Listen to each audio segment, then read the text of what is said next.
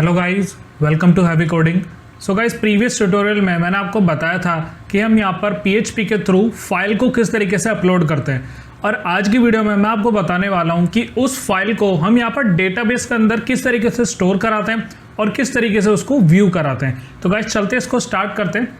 तो जब हमने यहाँ पर डेटा को इंसर्ट कराया था तो उसके अंदर हमने काफ़ी सारे यहाँ पर इनपुट टाइप्स लिए थे। अब इसी फाइल के अंदर मैं आपको बताऊंगा कि इमेज यहाँ पर किस तरीके से इंसर्ट कराते हैं। तो हमें क्या करना है, सिंपली हम एक और यहाँ पर कॉलम ले लेंगे। इसी कॉलम के बाद या हम इससे पहले लेते हैं एड्रेस वाले कॉलम के नीचे हम यहाँ पर एक इनपुट टाइप फाइल ले लेंगे। तो मैं यहाँ पर ले लेता हूँ इनपुट टाइप फाइल, और यहाँ पर इस फाइल का हम क्या करेंगे, एक नेम दे देंगे। तो मैं यहाँ पर जो नेम देता हूँ वो देता हूँ इमेज नाम से, मैं एक इसका नेम पास कर देता हूँ। अब इसकी हम क्लास देंगे फॉर्म कंट्रोल की, और यहाँ पर हम लिख देते हैं डॉक्यूमेंट्स या इमेजेस हम लिख देते हैं। हम इमेज देख रहे हैं तो हम यहाँ पर देखेंगे इमेज। तो यहाँ पर इमेज के लिए फाइल आ चुका है चूज़ करने के लिए। अब हमें यहाँ पर क्या करना है, सिंपली ये जो फाइल का नेम है इससे हमें क्या करनी है, इसकी वैल्यूज़ को लेकर जानी है। तो उससे पहले आपको पता है कि यहाँ पर आपको ENC टाइप लगाना पड़ेगा। तो आपको लिखना पड़ेगा यहाँ पर ENC type multipart slash form hyphen data. आपको यहाँ पर लिखना पड़ेगा मल्टीपार्ट फॉर्म डेटा, क्योंकि गाइज आपको पता है कि ये जो फाइल ट्रांसफ़र जो ये फाइल लेकर जाएगा वो यहाँ पर मल्टीपार्ट फॉर्म डेटा का काम करता है। तो अब हमें यहाँ पर उसी पेज पर लेकर जाना है जिस पेज पे हम यहाँ पर सारा डेटा लेकर जा रहे हैं। तो उसका नाम है यहाँ पर CRUD ऐड डेटा। तो मैं यहाँ पर करूँगा CRUD ऐड डेटा पे, और अब इसके साथ हमारी कौन कौन सी चीज़ आएगी जो हमने यहाँ पर फाइल में बनाई थी, जो अपलोड में बनाई थी। तो इसी को हम यहाँ पर कॉपी कर लेंगे, हमें उसी डेस्टिनेशन में डालना है। सिर्फ मैं आपको बता रहा हूँ डेटाबेस में हम यहाँ पर किस तरीके से डालेंगे। तो हमें काम वही करना है, बिल्कुल सेम यहाँ पर काम होगा, बट जो माई फाइल थी इसका हमें यहाँ पर हम नेम चेंज कर देना, जो कि थी इमेजेस। मैंने यहाँ पर बनाया था इनपुट टाइप फाइल जो कि था हमारा इमेज नाम से। तो हम यहाँ पर कर लेते हैं इमेज। तो मैं यहाँ पर कर लेता हूँ इमेज। तो यहाँ पर भी फाइल आ चुकी है, इमेज हो चुकी है मेरे यहाँ पर। और सिंपली आपने ये प्रोसेस देखा हुआ कि इस तरीके से हम यहाँ पर उसका नेम लेते हैं, टेम्परेरी नेम लेते हैं इससे प्रीवियस ट्यूटोरियल में, और वही सारी चीज़ें करनी है उसी यहाँ पर डेस्टिनेशन में मुझे इस फाइल को मूव कराना है। बट अब हमें यहाँ पर क्या चाहिए, उस फाइल का नेम। तो हम यहाँ पर क्या करेंगे, जो फाइल का नेम है ना, इस फाइल के नेम को भी हम एक कॉलम के अंदर डालेंगे।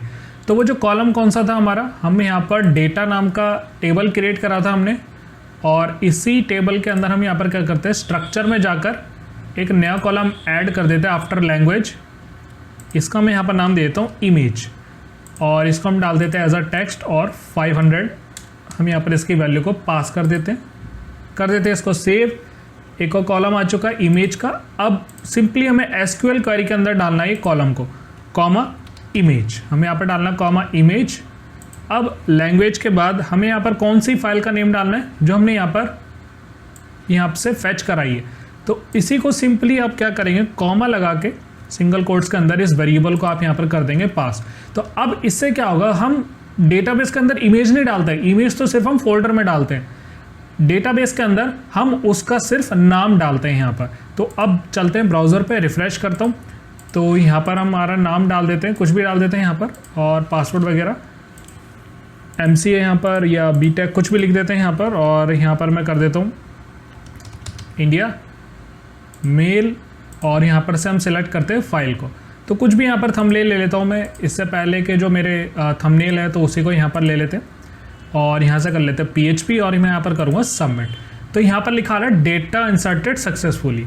ब्राउज़र पे चलते हैं और यहाँ पर मैं करता हूँ ब्राउज इसको। तो आप यहाँ पर देख सकते हो उस फाइल का नाम आ चुका, basic layout with HTML and CSS.png। तो हमारी जो इमेज का नेम है वो यहाँ पर आ चुका है। अब एक बार देख लेते कि फोल्डर के अंदर आया नहीं आया है। तो हम चलते हैं ब्राउज़र पे, मैंने यहाँ पर वो लॉगिन वाली फाइल डाली थी। तो हम चलते हैं एक बार XAMPP के अंदर, htdocs के अंदर, और यहाँ पर था हमारा PHP ट्यूटोरियल नाम से।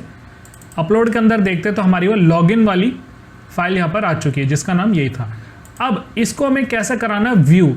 डेटाबेस के अंदर इंसर्ट हम इसी तरीके से कराते हैं। दूसरा, अब मुझे इसको कराना व्यू।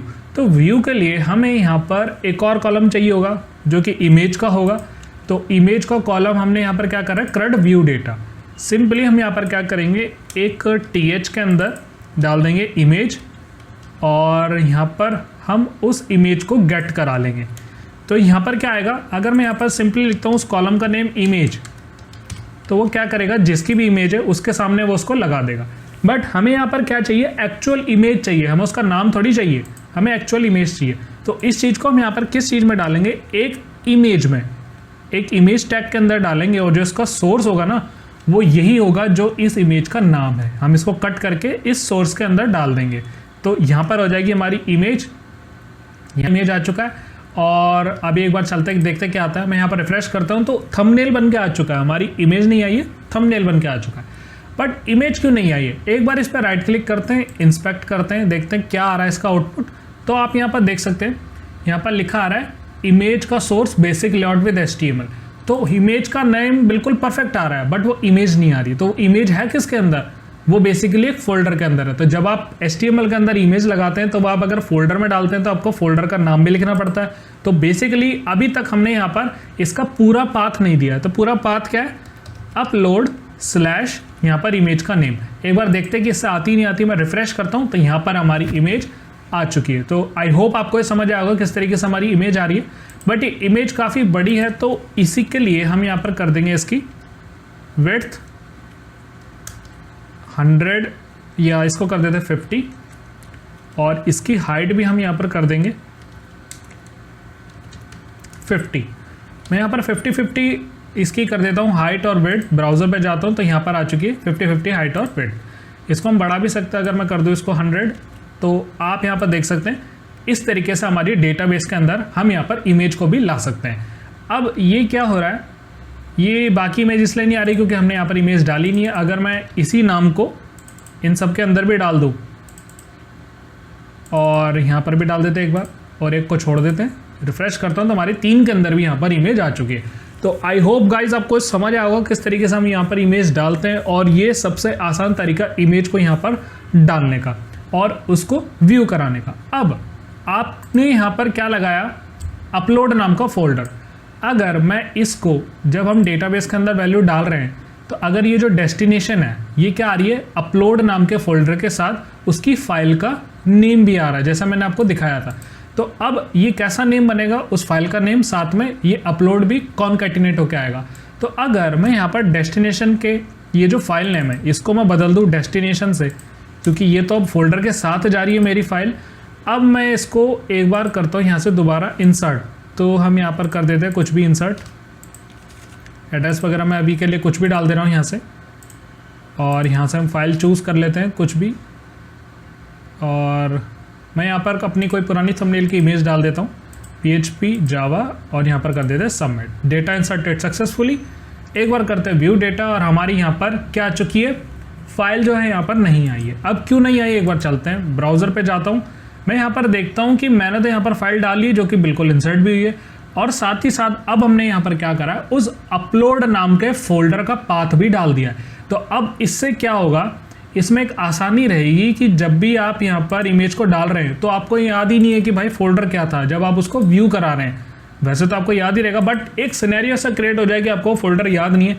तो अब हमें यहाँ पर क्या है, इसको लगाने की जरूरत नहीं पड़ेगी, जो भी डेटाबेस के अंदर थी वैल्यू उसी से यहाँ पर वो इमेज आ जाएगी। तो आपने देखा वो बाकी सारी इमेज अब गलत हो गई, ये वाली इमेज बिल्कुल परफेक्ट आ चुकी है। तो इससे क्या फ़ायदा हुआ, डेस्टिनेशन को डालने से, साथ में फोल्डर को डालने से, कि भाई अब हमें यहाँ पर बार बार फोल्डर को, जैसे मान लो आपके अलग अलग फोल्डर हुए, किसी में किसी का बैनर डालना आपको, किसी को आपको प्रोडक्ट की टेबल बनानी, जैसे आपको ई-कॉमर्स बनानी है तो प्रोडक्ट का यहाँ पर फोल्डर अलग होगा, बैनर का अलग होगा, स्लाइडर का अलग होगा, तब आप यहाँ पर हो जाएंगे कंफ्यूज। तो इसीलिए हम यहाँ पर फोल्डर को भी इसके साथ डालते हैं, ताकि डेटाबेस से ये फोल्डर की भी वैल्यू को फैच करा ले।